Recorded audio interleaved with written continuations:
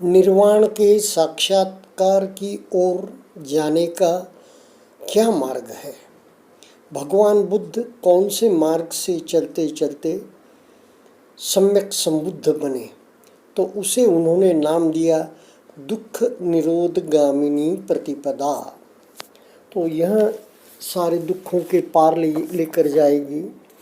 साधक मित्रों, गुरुदेव की अनेक संकेतात्मक कहानियाँ हैं।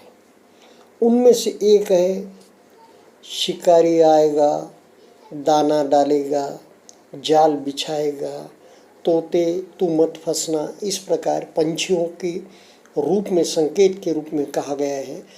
हमारा ये जो श्रुतमय प्रज्ञा चल रही है या जो हम पठन करके सुन रहे हैं, वो खाली तोता रटंत नहीं होगी, क्योंकि हम गुरुदेव के शिष्य हैं, विपश्यना मार्ग की पथिक है। तो यह सिर्फ तोता रटंत न होगी, बल्कि इसका समय समय पर उपयोग करने करेंगे। इसीलिए इसे हम बार बार जानने की कोशिश कर रहे हैं, भिन्न भिन्न अनेकांगी इसका दर्शन कर रहे हैं, ताकि यह कम से कम मन मानस पर पूरी तरह छा जाए, चिंतन मनन द्वारा, श्रुतमय प्रज्ञा द्वारा, और समय पर इसे यह हमें याद आ जाए और हम इसका उपयोग करें। आइए, दुख निरोधगामिनी प्रतिपदा मार्ग, आओ देखें वह कौन सा मार्ग है जो दुख का निरोध करता है। यह वही आर्य अष्टांगिक मार्ग है जिसे कि भगवान ने अपने प्रथम प्रवचन में आख्यात किया था। इस आर्य अष्टांगिक मार्ग के 3 स्कंद है। शील स्कंद, सम्मा वाचा, सम्मा कम्मंतो, सम्मा आजीवो। समाधि स्कंद है, सम्मा वायामो, सम्मा सती, सम्मा समाधि। प्रज्ञा स्कंद है, सम्मा संकप्पो, सम्मा दिट्ठि। शील स्कंद के 3 पहलू है। सम्मा वाचा, सम्यक वाणी, ऐसी वाणी बोले जो सत्य हो, कल्याणकारी हो, और जो न कटु हो, न कठोर, न कपटयुक्त हो, न द्वेषयुक्त। सम्मा कम्मंतो, सम्यक कर्मांत, सदाचार के मूलाधार स्वरूप नैतिक जीवन का पालन करे, हिंसा, चोरी, व्यभिचार और मदिरा के सेवन से विरत रहे। सम्मा आजीवो, सम्यक आजीविका के ऐसे साधन अपनाए जो अन्य प्राणियों के लिए कष्ट के कारण न हो। गुलामों का व्यापार, अस्त्र शस्त्र निर्माण, मदिरा का व्यापार आदि आदि से विरत रहे। यह है भगवान की आचार संहिता, जो कि उन्होंने अपने प्रथम उपदेश में प्रज्ञापित की थी। इसके बाद भगवान ने इसमें समृद्धि की और भिक्षु संघ तथा गृहस्थ श्रावकों के लिए अलग अलग आचार संहिताएं निर्धारित कर दी। भिक्षुओं की आचार संहिता पर यहाँ कुछ कहना मैं आवश्यक नहीं समझता। हाँ, आप महानुभावों को गृहस्थों की सदाचार संहिता अवश्य बता देना चाहता हूँ। इसे पंचशील कहते हैं। यह मैं दादा गुरु का प्रवचन जो बर्मी में है, 1951 का है, और उसे ट्रांसलेशन करके गुरुदेव ने हमारे लिए हिंदी में प्रस्तुत किया है।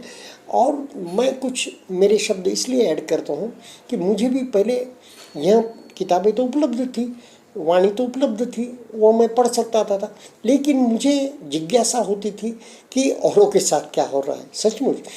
और क्योंकि यह इतनी हाई लेवल की चीज़ है ना, गुरुदेव के पहले शिविर में जो हुआ, हमारे पहले शिविर में थोड़ी थोड़ी झलकें आई, लेकिन हुआ तो नहीं।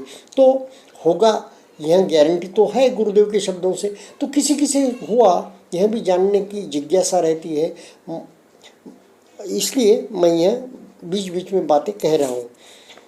पाणातिपाता, प्राणी हिंसा से विरत रहने की शिक्षा। इस शील विधान में समस्त प्राणियों के प्रति भगवान बुद्ध की असीम करुणा प्रकट होती है। अदिन्नादाना, बिना दी गई वस्तु लेने से विरत रहने की शिक्षा। यह अस्तेय है, अपरिग्रह है, अनुचित संग्रह वृत्ति के प्रति नियंत्रण आदि है। यानी कि अस्तेय, अपरिग्रह, यह भगवान महावीर, महर्षि पतंजलि के योग सूत्रों से यम नियम में आता है। कामेषु मिथ्याचारा, काम संबंधी मिथ्याचरण, व्यभिचार से विरत रहने की शिक्षा। काम वासना मनुष्य मात्र में व्याप्त है, इसका नितांत निरोध हर एक के लिए कठिन है। इसलिए केवल व्यभिचार से विरत रहने का शील विधान है। मूसावादा, मिथ्या वचन से विरत रहने की शिक्षा। इस शील विधान में वाणी द्वारा सत्य की प्रतिष्ठा स्थापित की गई है। सुरामेरय्य, सुरा मद्य आदि प्रमादकारी पदार्थों के सेवन से विरत रहने की शिक्षा। नशे के सेवन से मनुष्य अपने मन की दृढ़ता और विवेक बुद्धि खो बैठता है। परमार्थ सत्य के साक्षात्कार के लिए इनसे विरत होना अनिवार्य है। हम देखते हैं कि उपरोक्त पंचशील समस्त कायिक और वाचिक कर्मों पर नियंत्रण हेतु है और ये समाधि के लिए मन को पूर्णतया समाहित करने के लिए नितांत आवश्यक आधार है। इंद्रियों का संयम। समाधि स्कंद। सज्जनों और सन्नारियों, अब हम बुद्ध शिक्षा के मानसिक पक्ष पर विचार करते हैं। विश्वास है कि यह आपको अत्यंत रुचिकर प्रतीत होगा। आर्य अष्टांगिक मार्ग के दूसरे स्कंद में यानी समाधि स्कंद में इन तीनों का समावेश है। सम्मा वायाम, सम्यक व्यायाम, सम्मा सति, सम्यक स्मृति, सम्मा समाधि, सम्यक समाधि। सम्यक स्मृति के लिए यानी एक ही बात का बार बार ध्यान कर सकने के लिए सम्यक व्यायाम यानी भली भांति प्रयत्न किया जाना आवश्यक है। दृढ़तापूर्वक प्रयत्न किए बिना कोई भी अपना अस्थिर मन स्थिर कर विचारों के दायरे को संकुचित नहीं कर सकता और बिना इसके सम्यक समाधि यानी चित्त की सूक्ष्म एकाग्रता और उसका सम्यक संतुलन असाध्य है। सम्यक समाधि की स्थिति में चित्त समस्त निवरणों से, काम छंद आदि अंतराय स्वरूप विघ्न बाधाओं से मुक्त हो जाता है, परम परिशुद्ध हो जाता है और प्रशांत ज्योति से जगमगा उठता है, भीतर भी और बाहर भी। इस अवस्था में चित्त अत्यंत शक्तिशाली और उज्ज्वल हो जाता है। भीतर का उज्ज्वल मन बाहर प्रतिबिंबित होता है। इस प्रतिबिंबित आलोक का परिमाण सितारे से लेकर सूर्य तक के प्रकाश जितना हो सकता है। नितांत अंधकार में अंतःचक्षु के सन्मुख जो ज्योति प्रकट होती है वह और कुछ नहीं, चित्त की परिशुद्धता, प्रशांति और पवित्रता की ही अभिव्यक्ति मात्र है। यानी कि दिव्य ज्योति जो बोलते हैं ना, दिव्य सितारों का दर्शन, दिव्य प्रकाश का दर्शन जो गुरुदेव कहते हैं ना, वैसे समाधि करते करते यानी कि सांस जैसे जैसे धीमी पड़ती जाती है या कभी केवल कुंभक भी लग सकता है दीर्घ शिविरों में, जब आनापान 15 दिन का 20 दिन का हो जाता है। तो हिंदू साधक भी इसी दिव्य ज्योति के दर्शनार्थ प्रयत्नशील है। दिव्य ज्योति के आलम्बन से अनंत में समाहित हो जाना और पुनः उसी आलम्बन पर लौट आना, यही यथार्थता ब्राह्मणी योग मार्ग है। ईसाइयों के नए टेस्टामेंट में मैथ्यूस ने ज्योतिर्मय शरीर का उल्लेख किया है। इसी चमत्कारपूर्ण ज्योति के लिए रोमन कैथोलिक पादरी नियमित रूप से ध्यान करते हैं। मुसलमानों के धर्म ग्रंथ कुरान शरीफ में भी दिव्य ज्योति प्रकाशन को बहुत महत्व दिया गया है। जैसा कि मैंने अभी भी कहा, बाहर दिखने वाली यह ज्योति भीतरी परिशुद्ध चित्त का ही प्रतिबिंब मात्र है और विशुद्ध चित्त ही धार्मिक जीवन का सार स्वरूप है। चाहे बुद्धानुयायी हो, हिंदू हो, ईसाई हो या मुसलमान हो, मन की पवित्रता सभी धर्मों में समान रूप से अपेक्षित है। मानव की पारस्परिक एकता के लिए प्रेम की सर्वोच्च अवस्था नितांत आवश्यक है और यह भी तभी संभव है जबकि मन परम पवित्रता और इंद्रियातीत परिशुद्धि से परिपूर्ण हो। और उनके असंतुलित मन को संतुलित करने के लिए पहले अपना मन संतुलित होना चाहिए। भगवान ने कहा है, फंदनम चपलम चित्तम दुरखम दुन्निवारयम उजुम करोति मेधावी उसुकारो व तेजनम। इस चंचल चपल दुर्रक्ष और दुर्निर्वार्य चित्त को मेधावी व्यक्ति उसी प्रकार सीधा करता है जैसे कि बाण बनाने वाला बाण को। ऊपर का वाक्य है ना, दूसरे के मन को संतुलित करने के लिए, असंतुलित मन को संतुलित करने के लिए अपना मन संतुलित होना चाहिए। यह वाक्य, एक ही वाक्य हमारा धम्म जो स्वारगेट का केंद्र है धम्मपुन्ना, उसके जो कॉमन हॉल है ध्यान साधना का जो ध्यान कक्ष है, जब सवेरे 6 से रात को 9 बजे तक कोई भी वहाँ जाकर ध्यान कर सकता है, उसके बाहर लिखा है। बड़ा आकर्षक और अच्छा लगता है। शारीरिक अनुशीलन की ही भांति मानसिक अनुशीलन भी आवश्यक है। आओ फिर क्यों न अनुशीलन द्वारा, साधना द्वारा मन को दृढ़ और पवित्र बनाए, जिससे कि आंतरिक माध्यानिक शांति का आनंद प्राप्त कर सके। जैसे जैसे शुक्ल ध्यान का है ना, बिल्कुल संकल्प विकल्प रहित भी हो सकता है। जैसे जैसे आंतरिक शांति मन में समाती जाएगी, वैसे वैसे सत्य का साक्षात्कार भी सन्निकट होते जाएगा। आप चाहे माने या न माने, परंतु हमारा अनुभव यह बताता है कि यदि सद्गुरु का संयोग हो तो प्रत्येक व्यक्ति आंतरिक शांति और ज्योति के साथ चित्त विशुद्धि प्राप्त कर सकता है, भले वह किसी भी धर्म सिद्धांत को मानने वाला हो। परंतु हाँ, उद्योग सच्चे दिल से करना आवश्यक है और साधना शिक्षा की अवधि तक तो गुरु के प्रति संपूर्ण आत्मसमर्पण भी आवश्यक है। निरंतर अभ्यास द्वारा साधक अपने मन पर पूर्ण अधिकार प्राप्त कर निर्विकल्प ध्यानिक स्थिति अर्पणा समाधि में प्रवेश पा सकता है। वह क्षण ही सभी ध्यान समापत्तियाँ प्राप्त करके विभिन्न सिद्धियाँ अधिकृत करता है, जैसे कि महाराज शुद्धोधन के गुरु ऋषि कालदेवल ने की थी। परंतु यह साधना संन्यासावस्था में गृहस्थों से दूर रहकर कठोर तपश्चर्या द्वारा ही संभव है। जब तक मन में वासना पर नियंत्रण नहीं है, तब तक यह मार्ग अपनाना निरापद नहीं है। परंतु ऐसी लौकिक चमत्कारिक सिद्धिदात्री साधना को भगवान ने कभी प्रोत्साहन नहीं दिया। उनके मार्ग में तो समाधि की और साधना का उद्देश्य है चित्त की परम विशुद्धि और मानसिक शक्तियों की उपलब्धि, जिनके बल पर कि परमार्थ सत्य निर्वाण का साक्षात्कार किया जा सके। यह भगवान बुद्ध का मार्ग है। हमारे यहाँ बुद्ध शिक्षा में समाधि भावना की 40 पद्धतियाँ हैं, जिनमें आनापान पद्धति ही प्रमुख है। आनापान यानी स्वाभाविक आश्वास प्रश्वास पर ध्यान लगाना सभी बुद्धों ने स्वयं इसे ही अपनाया था। प्रज्ञासन स्कंद सज्जनों और सन्नारियों। अब मैं बुद्ध शिक्षा के दार्शनिक पक्ष पर कुछ कहूँगा। आर्य अष्टांगिक मार्ग का यह तीसरा स्कंद है और इसे प्रज्ञा स्कंद कहते हैं। प्रज्ञा स्कंद के 2 विभाग है, सम्मा संकप्पो सम्यक संकल्प, सम्मा दिट्ठी सम्यक दृष्टि। परमार्थ सत्य के प्रति सम्यक दृष्टि प्राप्त करना ही बुद्ध शिक्षा का अंतिम लक्ष्य है और सम्यक संकल्प द्वारा बाह्य और आभ्यंतरिक जड़ और चेतन का यथार्थ विश्लेषणात्मक अध्ययन करके ही परमार्थ सत्य का साक्षात्कार किया जा सकता है। नाम और रूप यानी चेतन और जड़ से के संबंध में आपने बहुत बार सुना होगा।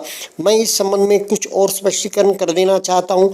नाम कहते हैं मन को, क्योंकि यह इंद्रिय विषयों की ओर नमन करता है। नमति इति नामम। रूप कहते हैं पदार्थ को, क्योंकि यह निरंतर परिवर्तनशील होने के कारण क्षणभंगुर है। रूपतिति रूपम नाम के अंतर्गत ये 4 भाग है। विज्ञान इंद्रियों द्वारा विषय से प्रथम स्पर्श होते ही जो जानकारी होती है उसे विज्ञान कहते हैं, जानने का काम। संज्ञा इंद्रियजन्य विज्ञान के पश्चात जो विशेष रूप से जानकारी होती है उसे संज्ञा कहते हैं। वेदना दुख सुख या तद्भाव की जो अनुभूति होती है उसे वेदना कहते हैं। संस्कार विषय की जानकारी के उपरांत मन की निश्चयात्मक शक्ति संस्कार कहलाती है। उपरोक्त 4 और भौतिक क्षेत्र का रूप मिलकर पंचस्कंद कहलाता है। भगवान बुद्ध के अनुसार इन्हीं पंचस्कंदों में समस्त मानसिक और भौतिक दृश्य और अदृश्य जगत समाया हुआ है, जिसे जनसाधारण अपना व्यक्तित्व या अहम कहता है। वहाँ वस्तुतः मन और पदार्थ का समष्टिगत प्रवाह मात्र ही है। जिस साधक ने सम्यक समाधि के अभ्यास द्वारा मन को एकाग्र कर शक्तिशाली बना लिया है, वहीं सम्यक संकल्प द्वारा तीक्ष्ण अंतर्दृष्टि की सहायता से आत्मनिरीक्षण कर सकता है। ऐसा साधक आंतरिक ध्यान द्वारा प्रकृति का विश्लेषणात्मक अध्ययन करता है, पहले रूप पदार्थ का और फिर नाम चित्त का। वह कलापों का अपने वास्तविक स्वरूप में अनुभव करता है और कभी कभी उन्हें प्रत्यक्ष देखता भी है।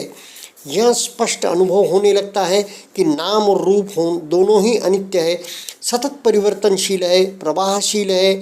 जैसे जैसे उसकी एकाग्रता बढ़ती जाती है वैसे वैसे अपनी आंतरिक शक्तियाँ उसके लिए स्पष्ट से स्पष्टतर होती जाती है। वह निश्चित रूप से जान लेता है कि यह पंचस्कंद कार्य कारण के नियमों से बंधा हुआ दुख मात्र है। अब उसे कोई संशय नहीं रहता कि भीतर और बाहर सर्वत्र दुख ही दुख है और अहम नाम की कोई वस्तु नहीं है। वह इस दुखमय स्थिति से मुक्ति पाने के लिए छटपटाने लगता है। वह धीरे धीरे दुख निरोध की ओर बढ़ने लगता है और दुख के बंधनों से विमुक्त होता हुआ लौकिक से लोकोत्तर स्तर की ओर उठता है और श्रोतापन्न की अवस्था में स्थित हो जाता है। श्रोतापन्न अवस्था आर्यों के चतुर्श्रोतापन पानों में से प्रथम है।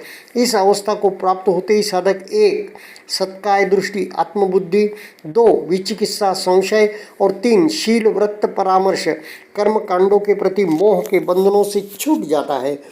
आर्यों की दूसरी अवस्था सगदागामी है, जिसे प्राप्त कर साधक काम राग और व्यापार द्वेष को क्षीण प्राय कर लेता है। तीसरी अवस्था अनागामी है, जिसे प्राप्त कर साधक काम राग और व्यापार को अशेष रूप से प्रहीन कर देता है, उनका प्रहाण हो जाता है। अंतिम अवस्था अरहंत की है, जिसे प्राप्त कर साधक समस्त क्लेशों से मुक्त हो जाता है। चारों आर्य अवस्थाओं में निर्वाण रस का आस्वादन किया जा सकता है। कोई भी साधक जितनी बार चाहे श्रोतापन्न आदि का फल समापत्ति को प्राप्त कर निर्वाणिक शांति का अनुभव कर सकता है। जिस आंतरिक शांति को निर्वाण कहते हैं उसकी कोई तुलना नहीं है। वह अनुपम है, लोकोत्तर है। जिस ध्यानिक शांति और सुख का उल्लेख मैंने समाधि स्कंद में किया था वह तो इसकी तुलना में अत्यंत नगण्य है। निर्वाण की शांति लोकोत्तर है और हमें 31 लोकों से परे ले जाती है, जबकि ध्यान की शांति हमें इन लोकीय क्षेत्रों तक ही सीमित रखती है, अधिक से अधिक सूक्ष्मतम ब्रह्मलोक तक ले जाती है। देवी और सज्जनों, मैंने अब तक जो कुछ कहा है वह संक्षेप में बुद्ध शिक्षा के मूलभूत सिद्धांत स्वरूप ही है, लेकिन हाँ, इस थोड़े से समय में जो कुछ मैं जानता हूँ उसका श्रेष्ठतम भाग आपको अवश्य बता दिया है। मेरे कथन का संक्षिप्त सार है चित्त विशुद्धि की ऐसी अवस्था प्राप्त कर सकना जिससे कि ज्योति के दर्शन हो, जब चाहे तब ध्यानिक अवस्था प्राप्त कर सकना, निर्वाण की शांति का अनुभव प्राप्त कर सकना, यह सब आपको सुप्राप्य है। तब क्यों न कम से कम पहली 2 अवस्थाओं को प्राप्त करने का प्रयत्न किया जाए। ये दोनों तो आपके धर्म सिद्धांतों के अनुकूल भी है। इस दिशा में आवश्यक सहायता देने के लिए मैं तत्पर हूँ। आपने जिस शांति से मेरा वक्तव्य सुना इसके लिए मैं आपका कृतज्ञ हूँ। गिरिजाघर के पादरियों का भी मैं आभार मानता हूँ, जिन्होंने कि मुझे यह अवसर प्रदान किया, जिनके अनुग्रह से मैं यह प्रवचन दे सका। इस प्रकार हमारे दादा गुरु ने सारा अष्टांगिक मार्ग प्रवचन द्वारा उस चर्च में सुनाया। हमारे बहुत ही लाभकारी और हित का है। मैं ज़्यादा कुछ नहीं कहूँगा, लेकिन मेरी बात, मेरे अनुभव जहाँ जहाँ यह मैं पढ़ते चलता हूँ वहाँ वहाँ बीच में रुक कर कहता हूँ, ताकि हम एक दूसरे से जुड़ जाएं। यानी कि इतनी ऊंची अवस्था नहीं है गुरुदेव की जैसी, दादा गुरु के जैसी, डॉक्टर ओम प्रकाश की जैसी और अन्य आचार्यों की जैसी भी, अन्य भिक्षुओं की जैसी भी। हम तो सामान्य गृहस्थ साधक हैं, बार बार गिरते हैं, बार बार फिसलते हैं। तो एक दूसरे के अनुभव शेयर करें तो लगता है नहीं हम ठीक मार्ग से चल रहे हैं। ऐसा ही होता है। आज न कल देर सवेर वहाँ अवस्था आएगी जिसमें दिव्य ज्योति है। दिव्य ज्योति तो दिख गई, दिव्य ज्योति दिखेगी भी, सबको दिखेगी। तो दिव्य ज्योति का दर्शनों का अलग अलग स्वरूप में दिखती है। कहीं पूरा प्रकाश दिखने लगता है, बिल्कुल जैसे ट्यूबलाइट लग गई हो, या सवेरे का जो सूरज है 6-7 बजे का उषक काल, या सायंकाल का सूरज है। एकदम हम अंधेरे में कमरे में शून्यागार में बैठे हैं या कहीं भी आँख मूंदे हैं, ऐसा लगता है कि बस किसी ने लाइट लगा दी। कहीं तारा टिमटिमा रहा है, कहीं दीपक की लौ दिख रही है, ज्योति दिख रही है। इस प्रकार सूक्ष्म रूप में कहीं कहीं अग्नि के या टिमटिमाते प्रकाश के दर्शन होते जाते हैं। फिर धूप अंधकार भी दिख सकता है, एकदम गड़क डार्क से डार्क अंधेरा, इतना डार्क अंधेरा कि जो नॉर्मल में हमें वैसा नहीं रहता आंखें बंद करने के बाद। इस प्रकार का भी होता है, अलग अलग अनुभूतियाँ आती हैं। ये जो जैसे जैसे ये हमारे इंद्रियों की शक्ति अतीन्द्रिय में परिवर्तित होती जाती है एकाग्रता के कारण, और भी और कारण हैं। और जैसे जैसे हम उनसे जुड़ जाते हैं, जो सम्यक देव है, गुरुदेव कहते हैं ना, जो सम्यक धाराएं हैं, सम्यक जो तरंगे चल रही है, उनसे